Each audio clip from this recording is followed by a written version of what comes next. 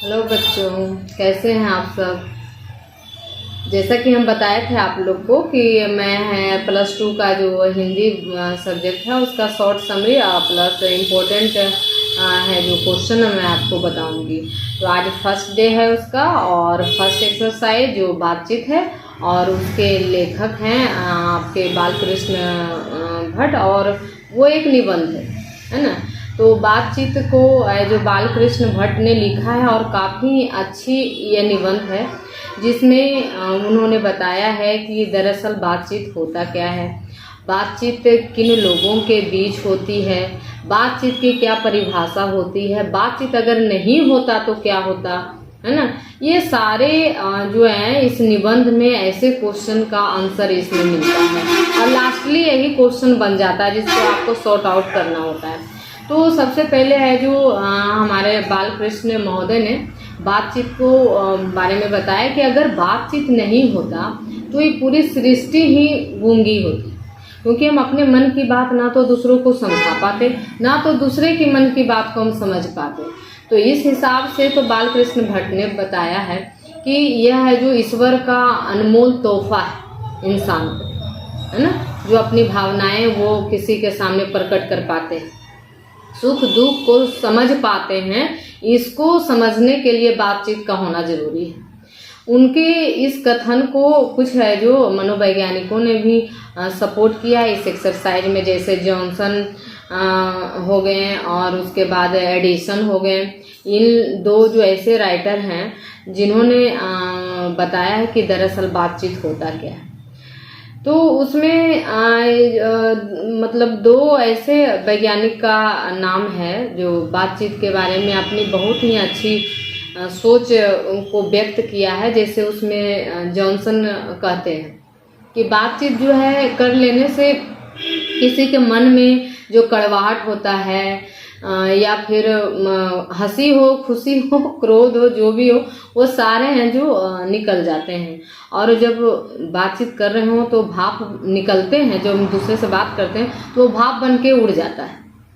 तो इससे क्या होता है, मन को यहाँ चित्त कहा गया है इस निबंध में। तो चित्त जो होता है हमारा बिल्कुल साफ हो जाता है, स्वच्छ पानी के समान होता है। सपोज है कि वो ऐसा नहीं होता, बातचीत हम नहीं कर पाते, अपने भावनाओं का आदान प्रदान नहीं कर पाते, तो हमारा दिल और दिमाग ये दोनों क्लीन नहीं होता और हमारा लास्टली हमारा हार्ट जो इतने लंबे समय तक हम जीवित रहते हैं, हमारा ये टेंशन ये सब बर्दाश्त नहीं कर पाता। नहीं, इस शरीर को चलने के लिए भी सुख और दुख ऐसे अनुभूति का होना अति आवश्यक है और इसके लिए इस चीज को महसूस करने के लिए बातचीत होना बहुत जरूरी है। तो उन्होंने यही बताया है आपका जो है जॉनसन साहब कि अगर हम किसी से बात करते हैं, बातचीत को यहाँ साक्षात्कार यानी इंटरव्यू जिसको हम कहते हैं, तो वो है जो साक्षात्कार जब होता है तो किसी के बारे में भी हम जान पाते हैं कि है जो ये व्यक्ति अमुक व्यक्ति है जो कैसे स्वभाव का है, इसका चरित्र कैसा है, ये अच्छे चरित्र के हैं या बुरे चरित्र के हैं। तो हम जब तक उनसे मिलेंगे नहीं, उनको जानेंगे नहीं, बात के दौरान ही तो उसको जानते हैं और उनके कार्यों को हम फेस टू फेस जाकर देखेंगे अपनी आंखों से, ये क्या संभव नहीं है। तो हम बातचीत के दौरान महसूस कर पाते हैं कि फलाना व्यक्ति का चरित्र कैसा होगा। तो ये सिर्फ बातचीत के द्वारा ही संभव है। तो उसी चीज को है जो जॉनसन ने बहुत अच्छे से समझाया है। किसी को जानना है तो उसके साथ समय दो, बात करो उससे, उसके बाद आप समझ जाएंगे कि वो कैसा व्यक्ति है, उससे हमको दोस्ती करना है नहीं करना है, उससे हमको फायदा है नुकसान है, वो निगेटिव सोच वाले हैं या पॉजिटिव सोच वाले हैं, हमको वो किस तरह से हानि पहुंचा सकते हैं या किस तरह से हमको हमारे लिए सहयोगी हैं। यानी जितनी भी तरह के आपके माइंड में क्वेश्चन उठते हैं वो आपको आंसर मिल जाएगा बातचीत के द्वारा। तो दूसरी बात इसी में है जो एडिसन ने कहा है कि बातचीत तो अनमोल तोहफा है, लेकिन एडिसन का एक और बात था कि दरअसल जो है ना बातचीत होता है वो दो लोगों के बीच ही होता है, उसमें अगर कोई तीसरा आ जाए तो खलल उत्पन्न हो जाता है, इंटरफेयर कर देता है। जैसे कोई दो व्यक्ति, आप ही लोग दोस्त होंगे, दो कोई भी बात कर रहे हैं, कोई तीसरा थर्ड पर्सन आ गया तो अचानक से आप बात करना स्टॉप कर देते हैं। अब आपको ये क्या फील होता है कि कहाँ है मूर्ख है, बीच में इंटरफेयर करने आ गया, कहाँ से टपक गया। या फिर ऐसे मुहावरा हम लोग यूज करते हैं कि कहाँ कबाब में हड्डी आ गया, है ना, इस तरह का हम लोग यूज करते हैं। मतलब दो लोगों के बीच बात होती है वो दिल खोल कर होती है। सामने हम जो बताना चाहते हैं वो सामने वाला व्यक्ति समझ पाता है, सामने वाला जो व्यक्ति सुनता है वो भी हमको आशा रहता है कि वो हमको समझता है, तब हम उससे दिल खोलकर उससे बात करते हैं। लेकिन तीसरा जब आता है तो बातचीत बंद हो जाती है, उसमें वो रस नहीं रहता और कि वो ये फीलिंग नहीं होता कि वो जो सामने वाला जिससे हम बात कर रहे थे वो हमको जितना समझता है वो तीसरा आदमी भी समझेगा, निरस्त हो जाता है। तो ये आपका है जो जॉनसन और एडिसन का कथन था बातचीत के दौरान। और उसके बाद एक आर्ट ऑफ कन्वर्सेशन का इस चैप्टर में जिक्र किया गया है। तो आर्ट ऑफ कन्वर्सेशन क्या है? तो आर्ट ऑफ कन्वर्सेशन है जो बातचीत करने की एक कला है। देखिए मैं जो रूरल एरिया में काफ़ी लोगों को एग्जाम्पल देते हुए हमने सुना है, जिसमें वो कहते हैं कि यही मुंह है जो पान खिलाता है, यही मुंह है जो चप्पल जूता, है ना, ये सुने होंगे आप लोग कहीं ना कहीं। तो ये जो होता है ना, तो हमारे बिहार में तो इस तरह से लोकोक्ति और मुहावरे चलते ही हैं। तो उसमें जो है कहने का मतलब आर्ट ऑफ कन्वर्सेशन को है जो हमारे बालकृष्ण भट्ट इस एग्जाम्पल को इस तरह से बताया गया है। इसमें ये लोकोक्ति यूज नहीं किया गया, लेकिन ये बताते हैं यूरोप वासियों में ये देखने को मिलता है कि यूरोप वासी इतने धीमे स्वर में और इतनी मीठी आवाज में बोलते हैं कि शत्रु भी जो है ना उनका मित्र हो जाए। अब मित्र तो खैर मित्र हैं ही, है ना। तो हमारी बातचीत करने की कला में हमारी आवाज जो होता है ना कर्कश नहीं होना चाहिए, मधुर होना चाहिए, कम साउंड वाला होना चाहिए।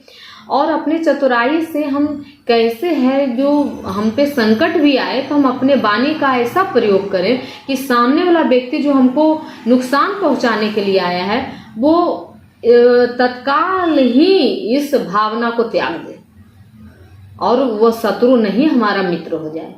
सोच लीजिए कहाँ वो बर्छिया भाला लेकर आपको भोंकने के लिए आया होगा, पता नहीं किस तरह से मेंटली फिजिकली है ना इकोनॉमी किस तरह से आपको वो क्षति करना चाहता होगा। लेकिन आपका आवाज, आपकी बातचीत करने की कला, आपका मधुर स्वर वो सुनकर वैसे घुल जाता है आप में जैसे पानी में चीनी, और वो आपका तुरंत ही मित्र हो जाता है शत्रु से। तो इसी को तो आर्ट ऑफ कन्वर्सेशन कहते हैं। और इसका यही है आपका मुख्य, इसमें बस इन्हीं चीज़ों को इसमें समझाया गया है इस निबंध में। और इसका मोस्ट इम्पोर्टेंट क्वेश्चन है कि अगर बातचीत नहीं होती तो क्या होता है। ये क्वेश्चन 1 नंबर ये आपको इस बार बोर्ड में देखने को मिल सकता है। तो इसका बातचीत जो है ना नहीं होती तो क्या होता, तो सृष्टि गूंगी होती, हम गूंगे होते, अपनी भावना को हम व्यक्त नहीं कर पाते, है ना, जो अभी हम बताएं। इसके साथ ही दूसरा क्वेश्चन आपको ये आ सकता है कि जो जॉनसन का और साथ में आपका ये बेन जॉनसन के साथ साथ एडिसन का है जो बातचीत के बारे में क्या मत था, क्या वो बोलना चाहते हैं, बातचीत को कैसे वो रिप्रेजेंट किए, मतलब परिभाषित किए हैं वो। तो इस चीज को वो इसमें क्वेश्चन कर सकते हैं बोर्ड में इस बार, तो देखने को मिल सकता है। फिर उसके बाद आर्ट ऑफ कन्वर्सेशन क्या है ये आपसे पूछ सकता है। इसके साथ ही आपको कुछ व्याख्या करने के लिए क्वेश्चन पूछेगा, तो वो है जो हम आपको क्वेश्चन डाल देंगे, बस यही इंपॉर्टेंट क्वेश्चन है। और आपको उसका लिंक जल्दी ही हम प्रोवाइड कराएंगे। और इसका क्वेश्चन अगर आप चाहिएगा खुद सॉल्व कर लीजिए, क्वेश्चन हमने बता दिया। अगर अदरवाइज आपसे नहीं हो रहा है सॉल्व तो हम उसका PDF जरूर आपके लिए हम प्रोवाइड करेंगे और इसमें आंसर भी होगा आपका। Okay, thank you, best of luck.